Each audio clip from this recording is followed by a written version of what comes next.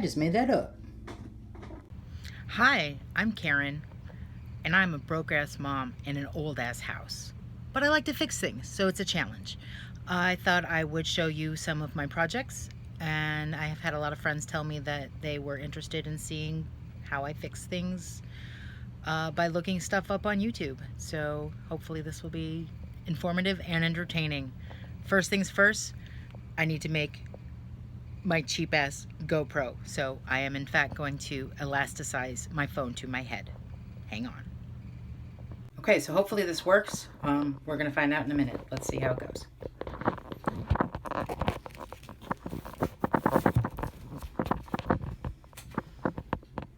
Amazing.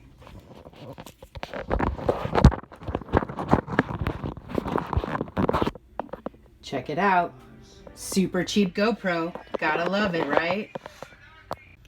So today we're going to try and change the timer on my Amana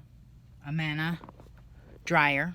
It is no longer working. We came downstairs this morning to a sopping wet load of laundry. The timer did not advance at all. So as far as I can tell, it looks like we need to put in a new timer. So we're gonna give that a go. Here we go.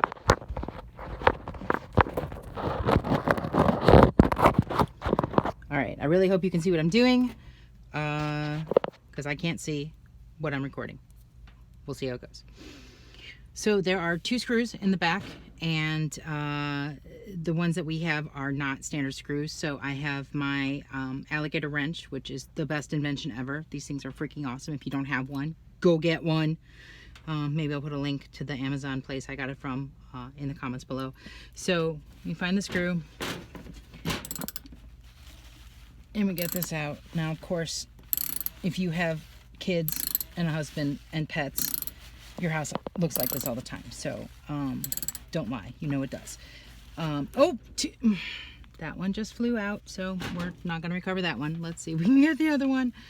Hopefully we can get it. Let's see how it goes. So yeah, if you have kids and pets and a life, this is what your house actually looks like when you don't have company, especially in quarantine. So, all right. So this is what we just pulled out. Now, supposedly, I can take a putty knife and I can pull the spring clips out from these 2 spots here. And the guy in the video made it look super easy. It's not super easy. I've yet to actually get these freaking... Nope. Wait. Ah, there it is. Okay, so we got it. All right, cool. Let's give this side a try. Come on, you stinker. Oh, hey, you know what? We should unplug this. Let's unplug it first. That's always important. Safety. Safety is important. Unplug your dryer. Okay. It's unplugged now. We're not going to get electrocuted. That's a good thing. Trust me. Come on now. There it is. Look at that. Hey, we pulled the thing off. All right, cool. That's what we need. All right, so the timer bit is, ooh, dusty, is this doodah here. And we need to replace this whole unit. So what we're going to do is we're going to pull the timer off of the front, and that should just wiggle, shimmy. Come on, there you go. See? Easy. And then there's some springs down here that we need to pull out to get this unit off. And of course, we're going to unplug all of these wire junctions right here. All right, so I've got this cool little screwdriver set that has all these different bits on it. You can see that here. It's really, really handy when you need to replace your son's cracked iPhone screen, which I've done like 3 times now. So the phone is sliding. So what I'm gonna do now is release these little clips here. Oh, that was easier than expected. And there's your whole unit. So you've got your model number here, which is great, so you can make sure that you get the right replacement piece, and then we're gonna pull all of these wires out here. Okay, so some of these came out really, really easily, and some are being a pain in my ass. So this guy here, you need to kind of shove your screwdriver in there to get that one out. This one, I used pliers for that boy, and then there was the grounding wire was back here, and I did the same thing for that. This guy came out pretty easy. This one was fine.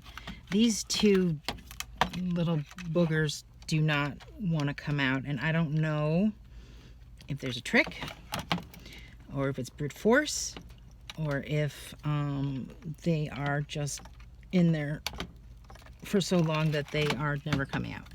So I'm gonna keep working on these guys and I'll get back to you. Okay, so I was able to get Mr. Big Boy out, and now I'm trying to get this sucker out. I actually used a putty knife to pry it out. I'm sure that my friend Jim, the union electrician, is like, Jesus, woman, what are you doing? But, you know, it worked, so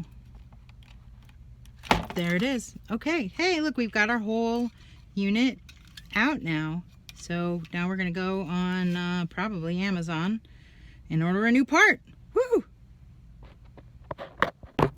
Okay, so as you can see here, I've made a great big mess of my dryer.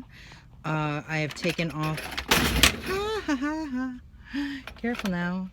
I've taken off a whole bunch of these screws. I was able to actually find this crazy doodah to get these out, which worked better than my wondrous alligator monster because some of the screws were in these recessed holes on the back of the dryer, so we couldn't get to them. As it turns out, the culprit is not the timer. It is this booger right here. This is the thermal fuse, which I found in this slot here. There was one of those screws right there that is connected to, and these two wires were connected to that. And so I undid this screw and I pulled this out. You have to kind of pull and then slide it out because it's got a little notch right here, which is helping it stay in place. And then I grabbed my handy new Tough Meter by Klein Tools. I just picked this up at Home Depot. And when you put the little testers against the fuse, you get nothing. It's dead, Jim. It's dead, I tell you. I'm a doctor, not an electrician, but this proves pretty much irrevocably that it doesn't work. So instead of buying a $100 timer, I can now buy a $5 fuse, and hopefully that will fix our problem and we can get this puppy up and running again. I will get back to you when that happens. Later.